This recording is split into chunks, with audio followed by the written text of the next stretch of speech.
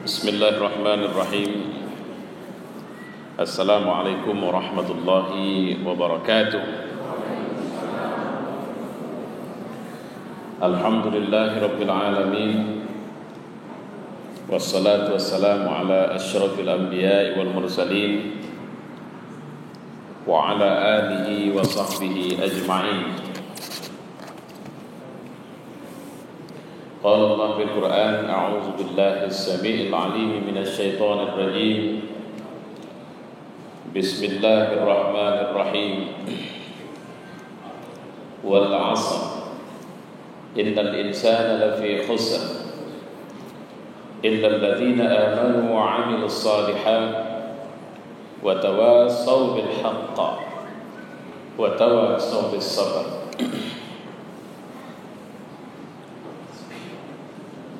Jemaah yang mulia, para pimpinan kantor wilayah Bank Mandiri dan seluruh jajaran manajemen serta bapak-bapak, ibu-ibu, saudara-saudara,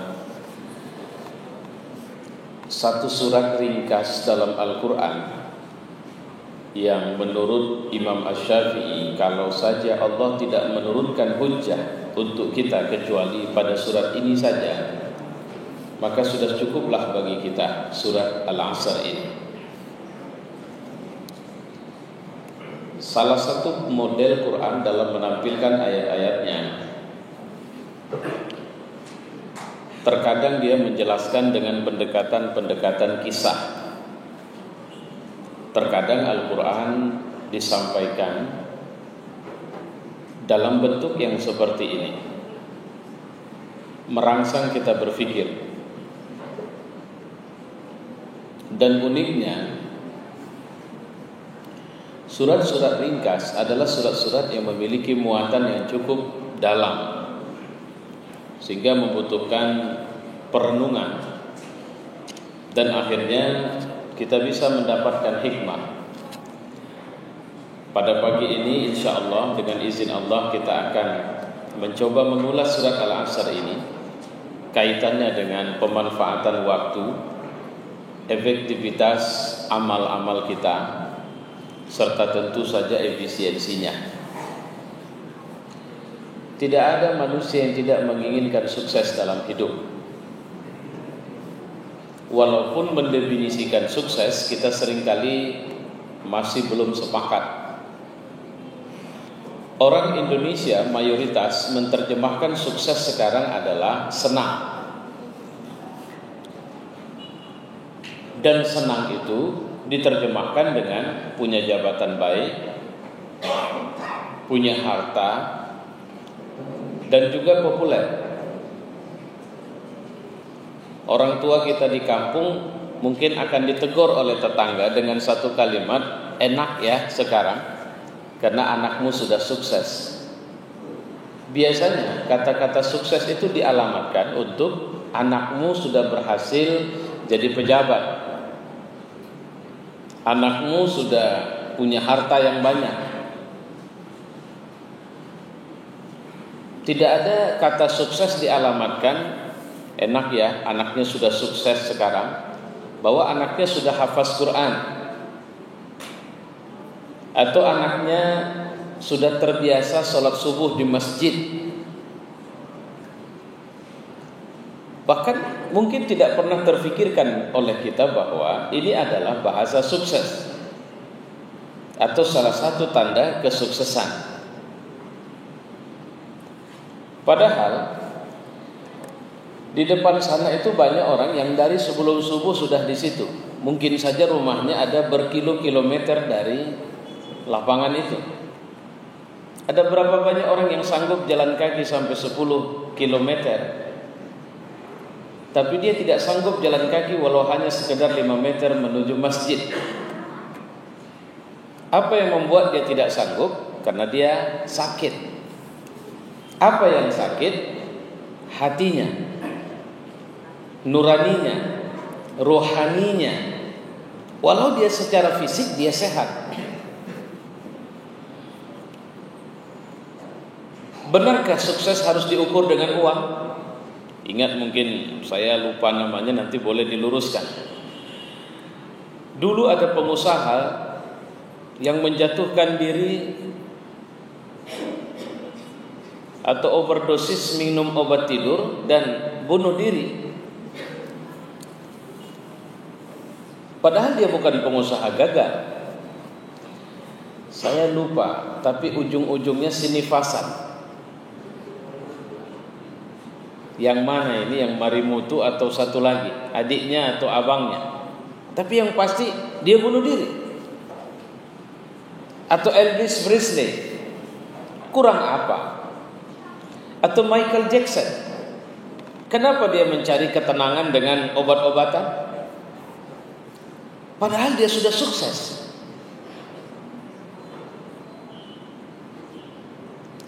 Makanya perenungan kita tentang sukses itu harus dimulai dari sebuah pertanyaan. Apa sih yang kita mau? Kalau Islam mengajari kita untuk mengejar atau menggapai kebahagiaan. Orang sukses dia belum tentu bahagia. Orang bahagia dia juga belum tentu sukses. Tinggal tergantung apa indikator sukses yang dimaksud orang. Tapi orang bahagia pasti menjadi tuntutan orang sukses dan tuntutan orang yang belum sukses. Karena bahagia ukurannya bukan pada harta. Karena kalau bicara harta, berapa banyak orang yang telah diberikan Allah harta, tapi dia tidak punya kebahagiaan. Wajahnya selalu keruh karena anaknya terjebak narkotika. Hidupnya selalu tidak tenang, tidur susah. Jadi saya ketemu orang yang dulu belum jadi pejabat, masih biasa-biasa saja, bagus, ibadah juga oke. Tapi muncul penyakit baru setelah jadi pejabat, insomnia, payah tidur.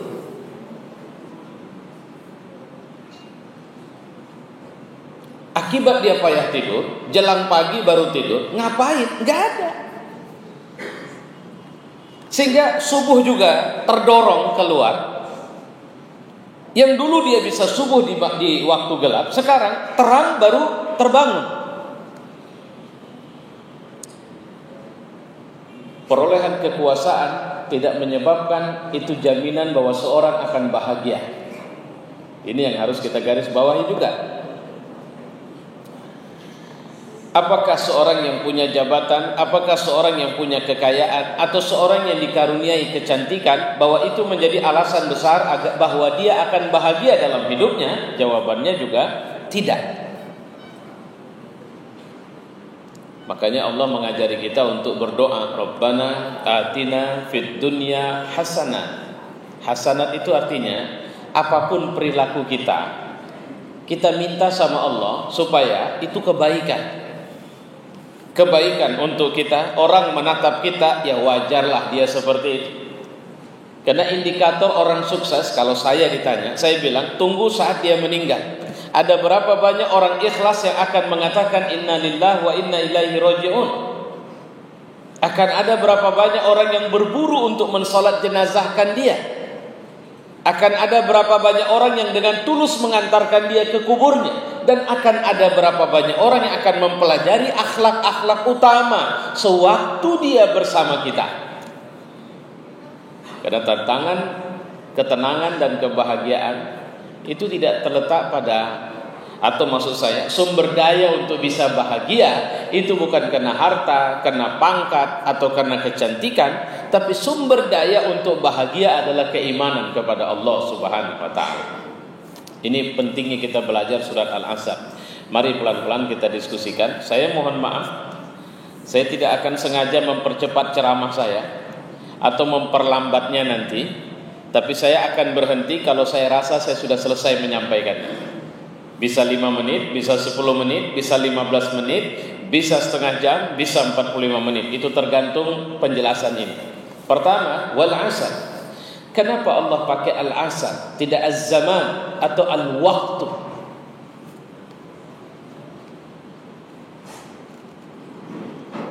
Kenapa Allah tidak pakai demi zaman? Padahal az-zaman, al-waktu, al-asar sering kita artikan dengan waktu. Al-asar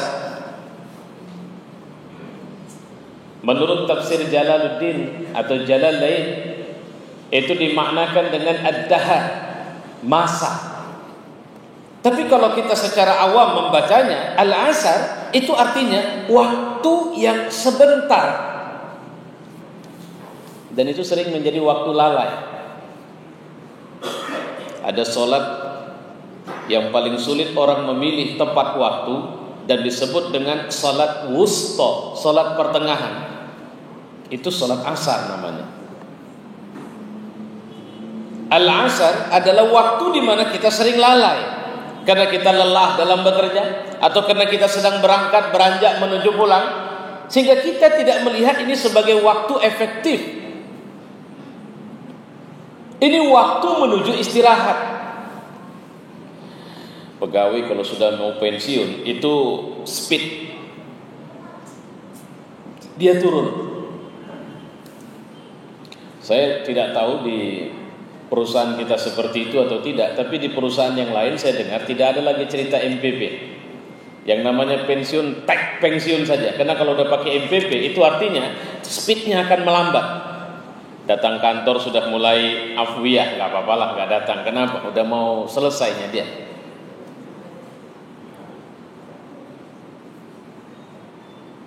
Padahal kalau kita perhatikan di luar sana, ketika seorang sudah pensiun dari pekerjaan atau rambut sudah mulai memutih, kedekatannya kepada Allah speednya makin tinggi.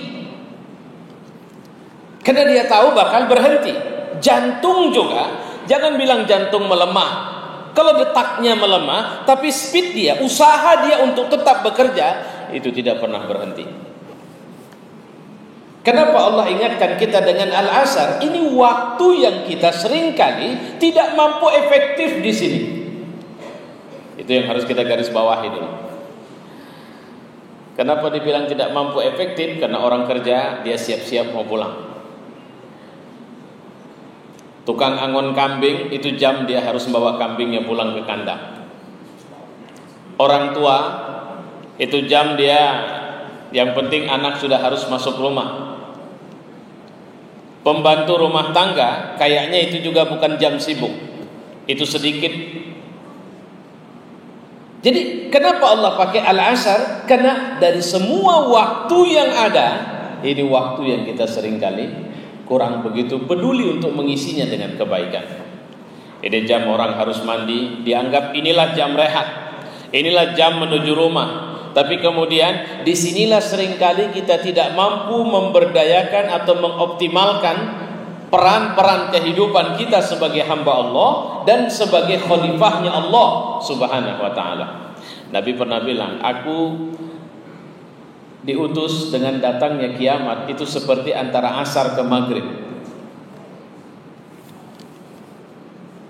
Asar maghrib itu berapa jam sekarang? Rata-rata 2 jam saja.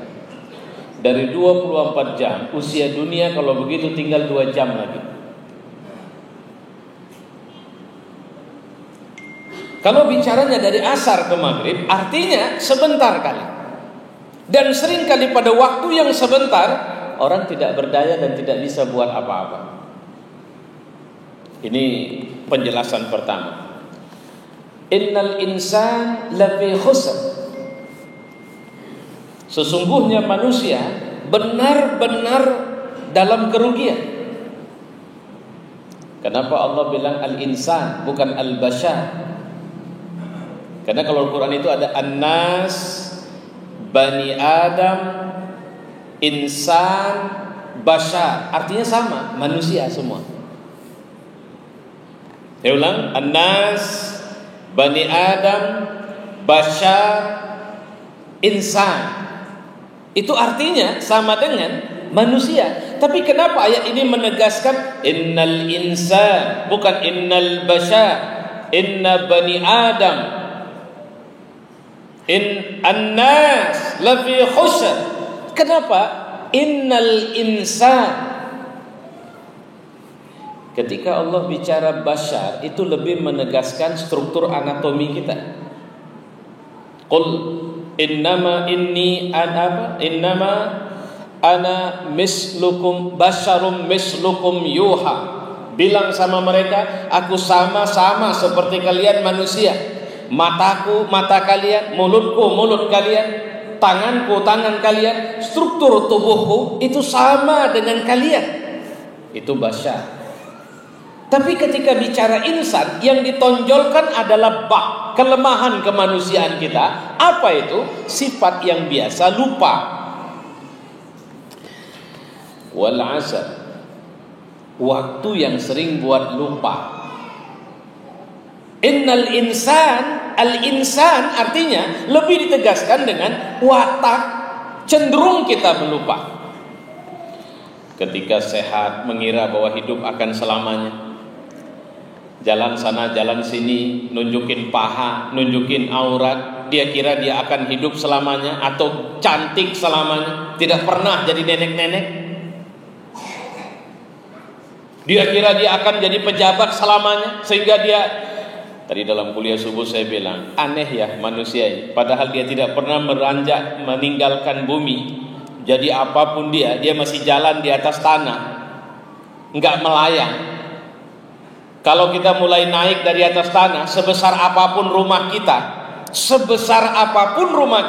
kalau kita sudah mulai naik ke atas, rumah yang besar akan terasa kecil.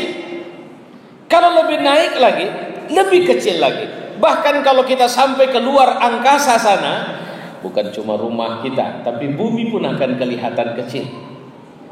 Siapa yang lebih layak sombong? Allah atau kita? Kita saja baru naik di atas pesawat 32, 38 ribu kaki, tengok ke darat, nggak nampak, rumah kita sudah nggak nampak. Yang kita sombong karena besarnya rumah itu, yang kita sombong karena besar atau banyaknya mobil kita, nggak kelihatan. Kita saja sudah tidak melihatnya. Sementara Allah semesta ini bisa dia lihat. Aneh ya. Makanya apa yang membuat kita lalai?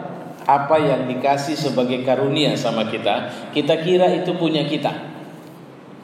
Apa yang bisa membuat kita lalai? Karena simpanan kita rame, kita merasa nyaman dalam hidup. Padahal sering saya mengatakan, ibu kalau masak di rumah, masak nasi banyak, sayur banyak, terus yang makan sedikit, sisa banyak, kasih orang tidak. Terakhir nasi sayur yang kita masak basi, mau nggak dipakai sarapan besok? Maaf cakap, baunya sudah bau bangkai. Nggak mau. Kalau tidak mau, sama seperti itulah harta yang kita kumpul tapi tidak bermanfaat di akhirat, kayak nasi basi yang ibu saja sudah tidak mau makannya. Jadi nggak usah merasa hebat punya harta yang nggak kepake. Gak usah merasa hebat punya jabatan yang tidak bermanfaat. Gak usah merasa hebat punya wajah yang wajah itu malah mengundang maksiat orang kepada kita. Orang yang sukses adalah orang yang mampu mengefektifkan karunia yang Allah kasih sama dia. Mampu memberdayakan karunia itu menjadi sesuatu yang bermanfaat untuknya, bermanfaat untuk orang banyak. Itu yang harus kita garis bawahi. Innal insan. Kenapa insan? Karena watak manusia mudah lupa. Kenapa lupa? Karena ada nafsu. Loh, apa watak nafsu? Nafsu itu enggak pernah peduli ini malaikat atau setan, ini Tuhan atau manusia. Yang penting bisa buat enak dia, itu nafsu. Kalau lagi mau, dia bisa baca Quran 1 hari penuh baca Quran. Kalau lagi mau. Tapi kalau tidak mau, berpuluh-puluh hari pun dia tidak akan pegang Quran. Itu nafsu. Kalau lagi mau, apa saja masuk ke dalam mulut kita. Tapi kalau lagi tidak mau, dijejeli pun mulut kita, dia tidak mau makan. Itu nafsu. Apa yang buat kita lupa? Lupa apa? Lupa tunduk sama Allah. Kita kira kekayaan, kita kira jabatan buat kita hebat. Ada berapa banyak orang yang kemudian berdoa kepada Tuhannya, Saya alhamdulillah, saya sering mengatakan sama ibu bapak, alhamdulillah saya dikasih karunia 9 orang anak. Capek kali kadang, terasa capek. Cuma saya selalu sekarang belakangan ini, kalau kayak tadi malam, susah betul anak saya tidur, yang kecil, ronda sampai jam sekian. Saya sudah tidur, ternyata dia belum tidur. Dia masih mutar sana, mutar sini. Tapi saya berpikir, ya Tuhan, sementara kenakalan mereka yang kau kasih, yang kau hidangkan di depanku ini sebenarnya karunia. Ada orang di rumahnya sana, dia tiap malam menangis merintih minta sama Tuhan, wahai Tuhan berilah aku anak, karena rumahku terasa sangat sepi. Tuhan, di rumah saya Allah jejali demikian banyak anak. Apa saya mau minta sama Tuhan? Tuhan tolong kurangilah anak yang banyak ini. Kan tidak akan begitu doa saya. Terus bagaimana saya melihat kenakalan mereka, keceriaan mereka? Ya Tuhan, berapa lama mereka bisa begini bersamaku?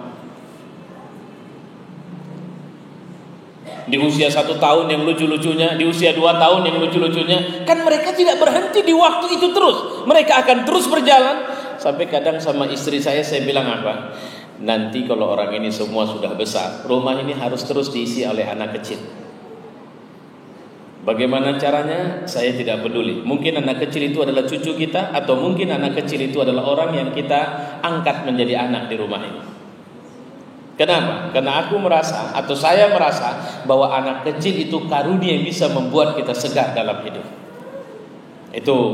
Itu tinggal apa maksudnya? Tapi itu bisa membuat kita lalai. Itu membuat kita merasa kadang karunia. Ketika kita tidak mengerti memanfaatkannya, kita juga akan terjebak pada sebuah kesalahan. Innal insan lafi khusr. Rugilah manusia itu, karena dia tidak mampu memanfaatkan peluang. Padahal Bapak Ibu, kalau Bapak orang yang biasa bermaksiat, peluangnya besar masuk surga. Saya ulang sekali lagi, kalau biasa bermaksiat, peluangnya besar masuk surga. Ya ini kalau gitu perintah bermaksiat ini. Enggak, bukan itu maksudnya. Supaya jangan takut untuk bermaksiat dan bertobat kepada Allah. Karena masuk surganya orang bermaksiat harus melalui sebuah pintu besar yang bernama ampunan Allah Subhanahu wa taala, dan itu harus dia datangi pintu itu dengan minta ampun kepada Allah. Artinya jangan memberhentikan dirimu pada sebuah prasangka negatif, karena Tuhanmu tidak pernah merencanakan kau berhenti di terminal-terminal kehidupan yang seperti itu. Jangan puas. Sudah berapa penghasilan Pak? Alhamdulillah saya kalau penghasilan ada sekitar 5 miliar per bulan. Alhamdulillah. Rencananya ada rencana mau menambah usaha Pak? Ya ini udah cukup lah ini. Nggak boleh. Islam tak suka dengan bahasa orang yang kayak begitu. Jadi kalau memang Allah kasih, saya akan lebih banyak lagi mengambil. Ada orang punya rekening gendut namanya BG. Kita harus belajar dari dia, karena ternyata si BG ini dia mampu menginfakkan 40% dari hartanya. Ini banyak kita nggak tahu, karena kalau sebut nama BG ini langsung bapak-bapak langsung negatif aja, padahal dia tidak negatif. 40% hartanya itu dia kelola untuk kebutuhan dan pekerjaan sosial. Dia menangani yayasan penanggulangan kanker, AIDS, dan beberapa banyak lainnya. Ini yang nggak pernah kita tahu. Tapi bukan Pak BG yang kemarin itu. Ini Pak BG yang tinggal di Amerika. Namanya Bill Gates. Dia udah bingung, duitnya banyak, dia mau buat apa? Nah, kenapa tidak muncul BG-BG lain dengan rekening gendut di Indonesia? Yang kemudian bahwa aku akan mengelola kekayaanku untuk kebutuhan sosial demikian banyaknya. Kita butuh BG seperti ini. Kenapa mereka yang bisa memanfaatkan itu kita tidak bisa? Karena kita mengira bahwa kita seperti semut di masa Nabi Sulaiman.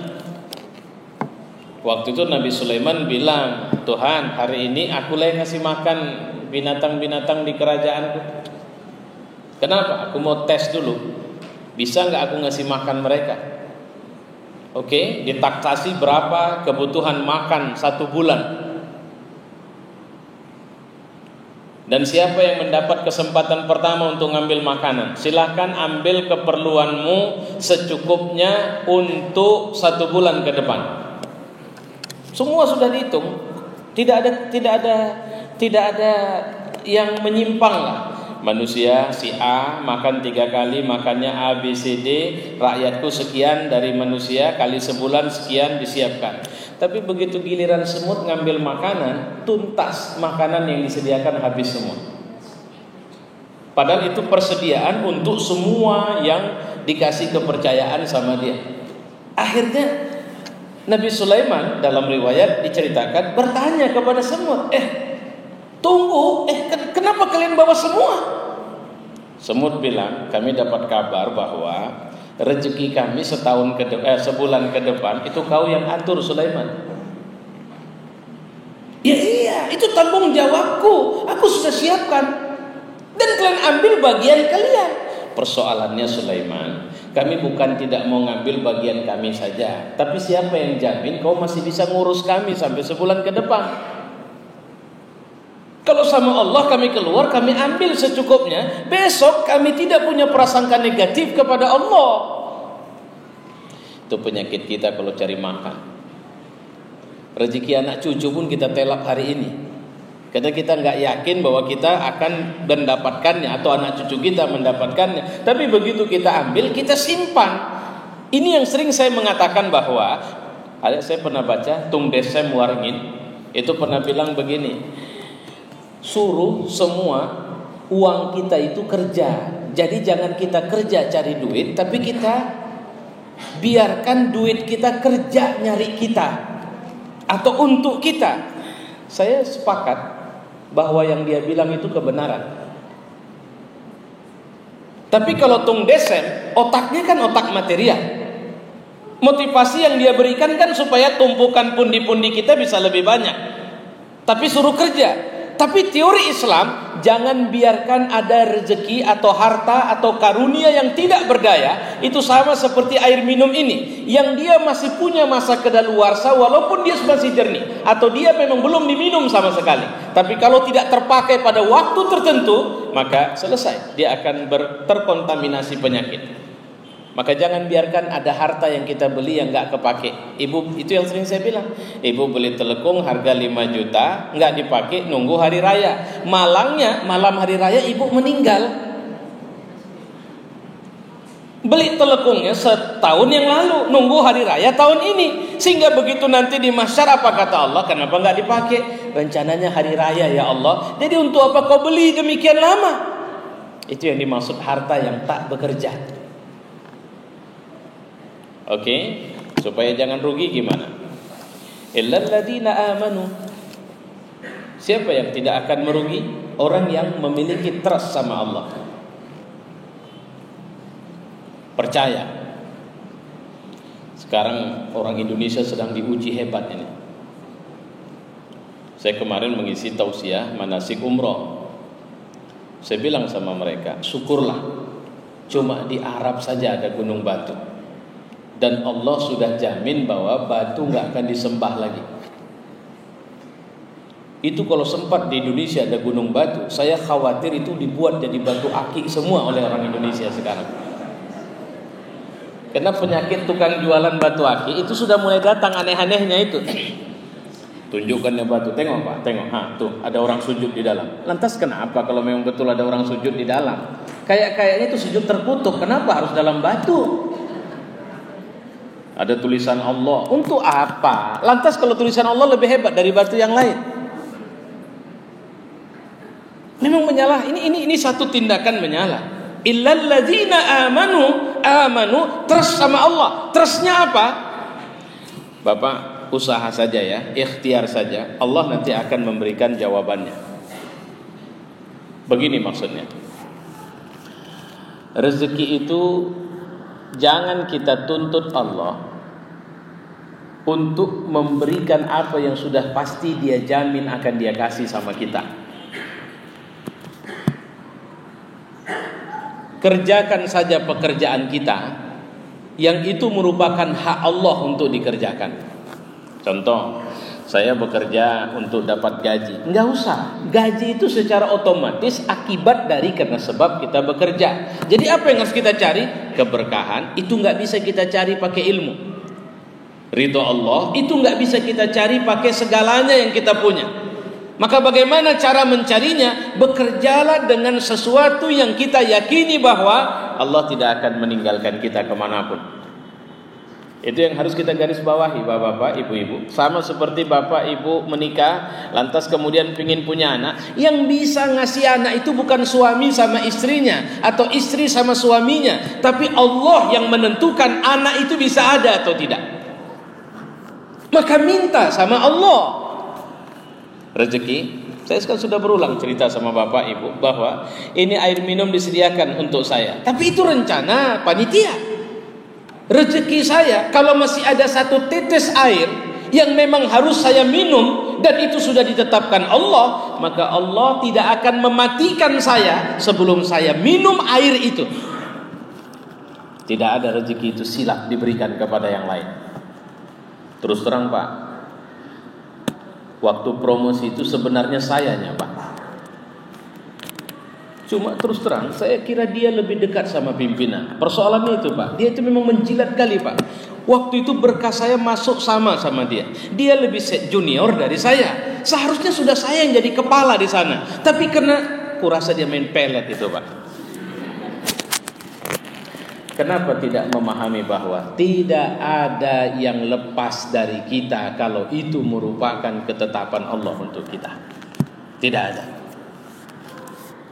Kenapa Bapak tenang saja padahal pasti-pasti sudah itu milik Bapak? Saya hakul yakin sama Allah. Saya yakin bahwa dia merencanakan sesuatu yang berbeda untuk saya. Itu cara kita menatap. Itu yang dimaksud dengan trust. Tapi kan Pak, terus terang Pak, dengan kapasitas seperti ini Bapak lebih layak untuk jadi pimpinan di sini. Itu menurut Anda. Tapi Allah lebih tahu apa yang dia tetapkan untuk saya. Padahal Bapak olahraga rajin, tapi kenapa kena serangan jantung Pak? Anda harus bisa memahami bahwa penyakit dan sehat adalah dua karunia yang berbeda yang diberikan Allah kepada kita. Untuk sehat, saya harus menginstal salah satu akhlak yang namanya syukur. Untuk sakit, saya harus menginstal salah satu akhlak yang bernama sabar. Tidak ada yang negatif dari sakit dan sehat. Karena di pandangan Allah ketika Allah memberikan sakit kepada saya ada dosa yang mungkin, ada maksiat yang mungkin tidak bisa saya bersihkan sendiri, maka Allah memberi penyakit ini, mudah-mudahan saya bisa bersih. Kalau kita kan begitu datang sakit stres, ya Tuhan, dosa apa sehingga kau berikan penyakit ini samaku? Apa ini dosa turunan? Entahnya nenekku dulu Tuhan. Nenek dibawa-bawa, ya. Kalau tidak ada persoalan. Ketika ternyata kita sudah merasa sakit ini tidak bisa kita tahankan, minta sama Allah, karena Allah yang akan menyembuhkan sakit itu. Itu yang harus kita garis bawahi. Illalladzina amanu, terus apa? Percaya sama Allah pada saat kita senang, pada saat kita susah, pada saat kita punya jabatan, pada saat kita tidak punya jabatan. Kenapa saya harus diangkat menjadi kepala cabang Bank Mandiri di Sirombu sana? Bapak tahu Sirombu? Kurasa bermasalah ini kepala kantor ini. Kepala wilayah ini kok tega kali memberi. Sirombu itu ibu tahu? Nias itu, saya nggak tahu sekarang masuk Nias mana itu. Pagi kalau pantainya sudah ke arah Samudra Hindia sana. Saya pernah ke sana dan pergi ke satu pulau yang saya belum pernah melihat ada pulau seindah itu sampai detik ini. Saya sudah ke Bali, ke berbagai tempat di Bali, dan ya Allah, akuarium alamnya luar biasa. Begitu nyampe waktu mau sandar kapal ke pulau namanya Pulau Asu, ke pulau itu, ya Allah, saya cuma bisa bilang subhanallah, subhanallah, indahnya luar biasa. Saya nggak tahu pulau itu masih seperti itu, karena sudah kena tsunami, ya, karena saya datang sebelum peristiwa tsunami. Terus Bagaimana menyikapi ketika kita dimasukkan dalam sebuah posisi yang kita tidak mau? Asa antuhibbu syai'an. Terkadang kau suka sesuatu itu dapatmu, tapi itu tidak baik untukmu. Allah lebih tahu. Maka apa sikap saya? Saya punya trust. Trust saya kepada siapa? Kepada Allah. Tidak, Pak, Bapak dizalimi. Saya tahu betul. Saya saksi matanya. Sebenarnya SK sudah untuk Bapak, tapi kemudian dirubah karena ada orang yang macam-macam. Enggak. Kalau saya dizalimi, saya lebih percaya Allah yang akan membalas orang zalim itu. Tapi saya tetap akan bekerja, karena apapun, dimanapun posisi hidup saya harus menjadi yang terbaik di situ, dan saya tidak peduli posisi itu. Ini orang nggak bisa ditahan lagi. Ini orang nggak ada yang bisa menganiaya dia, sehingga ketika dia masuk penjara sekalipun, penjara akan menjadi ruang munajatnya. Ketika dia dikucilkan, lihat berapa banyak ulama-ulama dikucilkan. Dari Makassar ditaruh ke Afrika Selatan, sampai Afrika Selatan ngembangkan Islam di sana. Apalagi banyak petinggi-petinggi yang mereka dibuang, dikira mereka dibuang, tidak, mereka ternyata dikasih transport gratis untuk pergi ke satu tempat dan mengembangkan dakwah di sana, menunjukkan prestasinya. Terkadang ada orang baik yang tidak bisa dilihat dari jarak dekat, tapi begitu dari jarak jauh baru ketahuan, ya Allah, dia orang baik rupanya. Illal ladzina amanu. Ini pertama, ini syarat mutlak pertama untuk bisa jadi orang sukses dan bahagia. Kedua, wa amilus shalihat. Bapak jangan berhenti di posisi percaya ya, itu teori. Maka orang beriman itu tidak kelihatan cuma dari pengakuan Allahu Akbar, lantas dia mujahid. Enggak. Astagfirullah. Di semua keadaan dia istighfar, lantas dia seorang sufi. Enggak. Sebenarnya kelihatan kualitas itu pada waktu kita kerja. Pemimpin yang soleh itu jangan waktu sholat nengoknya. Kadang kalau waktu sholat, tukang becak juga wajib sholat. Luar biasa ini gubernur kita sekarang. Kenapa rajin baca Quran? Kalau cuma rajin baca Quran, nenek awak juga rajin baca Quran. Bukan itu ukurannya. Kesolehan seorang pejabat itu kelihatan di kerjanya. Kesolehan seorang ibu itu kelihatan di fungsinya sebagai ibu. Makku itu luar biasa solehnya. Kenapa? Tiap malam tahajud. Tapi kalau kalau beliin baju sama kami itu tank top terus yang dibeli kan? Di mana solehnya? Kesolehan itu ketika dia mengurusi anaknya sebagai ibu. Kesolehan itu ketika dia mengerjakan pekerjaannya. Amanu wa amilus shalihat. As-shalihat, tunjukkan bahwa saya beriman di pekerjaan saya. Tunjukkan saya beriman di fungsi hidup saya. Bapak Ibu, saya pesenin ya, bahwa memunculkan anak soleh itu tidak bisa dengan duit. Kemarin saya bilang memberi manasik umroh satu keluarga. Alhamdulillah rezeki keluarga itu luar biasa. Saya doakan mereka menjadi keluarga muttaqin. Berangkat bersama cucu-cucunya. Bertanyalah seorang cucunya, Ustadz, boleh nggak main game kalau nanti di Masjidil Haram?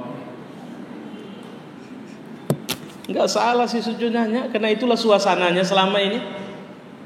Maka yang mendrive anak-anak itu ya ibu, bapak. Ada berapa banyak orang?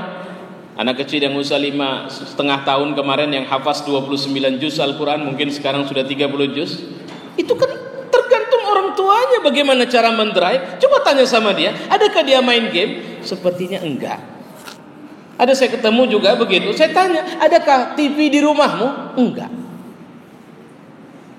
Walaupun terkadang untuk melepaskannya itu nangis.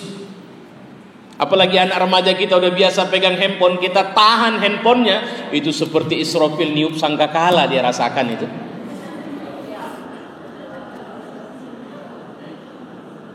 Saya buat sama anak gadis saya. Buya, mintalah. Kenapa? Belum siap pelajaran. Kalau nggak ada handphone ini rupanya nggak bisa belajar. Enggak, mau browsing. Rumah ini ada wifi-nya, pakai laptop. Enggak, paketnya baru diisi. Enggak apa-apa, nanti habis paket Buya kasih lagi. Nitis-nitis air matanya. Seperti udah datang Israel depan rumah mau cabut nyawa dia. Coba bayangkan itu.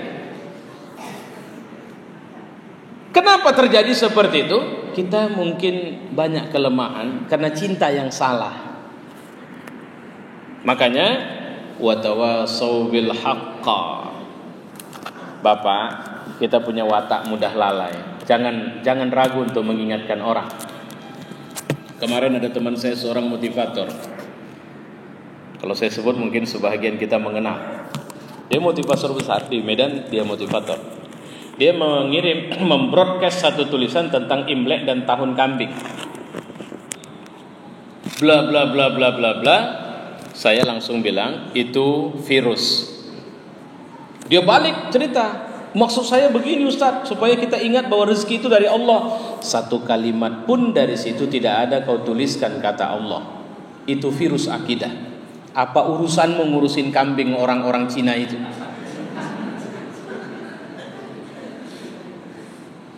Terakhir akhirnya dia paham, ini ijtihad saya Ustaz begini-begini. Makanya masih banyak dari hazanah Islam yang harus kau gali dan kau sajikan sama kami sebagai bahan motivasi. Karena aku lihat Allah memilihmu untuk berada di dakwah seperti itu, menjadi motivator yang baik.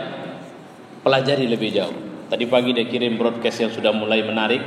Dia kutip satu hadis dan cukup bagus. Itu maksudnya tawasau bil haq. Jangan biarkan teman dan rekan kita terjebak pada kesalahan terus menerus. Wa tawasau bis sabar. Udah capek aku sholat tapi tidak juga sembuh penyakitku, as-sabar. Wa tawasau bis sabar. Kurasa memang aku tidak bisa, udah mati karir aku di sini. Sabar. Wa tawasau bis sabar. Artinya apa? Saling. Karena kadang kalau ketika orang yang terkena musibah, kita kesulitan, dia sangat butuh, maksud saya, nasihat. Kita pintar memberi nasihat sama orang yang sedang bermasalah, tapi kita juga menjadi orang yang sangat butuh nasihat di saat kita yang bermasalah. Makanya Allah menyuruh, nggak ada orang hebat. Ustadz yang ceramah ini juga, ini kebetulan lagi giliran dia.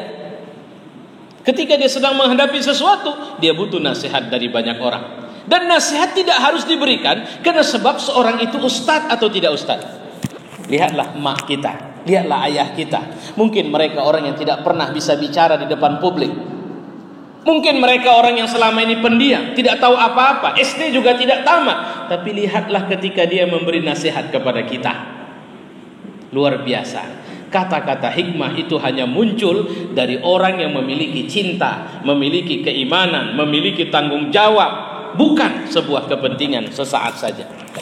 Bapak-bapak, ibu-ibu yang mulia, saya pikir ini insya Allah bisa menjadi catatan sama kita. Semoga saja kita bisa menjadi orang-orang yang baik, memanfaatkan waktu yang Allah berikan kepada kita untuk akhirnya waktu yang sedikit ini akan Allah berikan pahala yang besar kepada kita. Wassalamualaikum warahmatullahi wabarakatuh.